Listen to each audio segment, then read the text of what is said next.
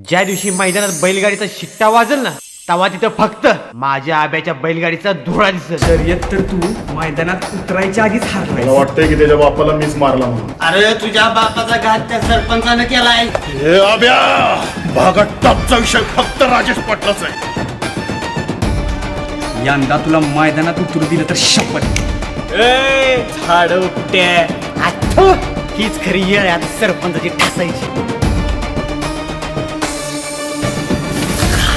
काका आंबरला हात नाही लावायचा. त्या सरपंचाचं ना त्याच मैदानात शर्यत जिंकून नाक धुळीत घालायचं. माझ्या बापाची गेलेली इज्जत इब्रत मला परत मिळवायची.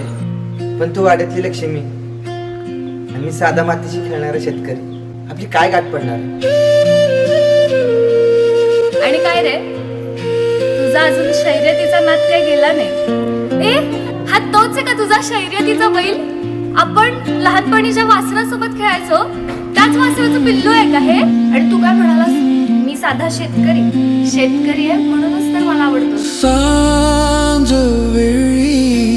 या युद्धात मी तुझं कवच बनून तुझी साथ देईन. आहे ना विश्वास तुझा माझ्यावर. आणि वेळ आली ना तर मी माझ्या वडिलांच्या पण विरोधात उभी राहीन. काय नातं आहे आपलं मैत्रीचं. तूच माझी चांदणी श्वास तुझ्या पाया पडतो तू जा इथून. अडकला आंबरे माझा जीव बी दिल ग. जीव हा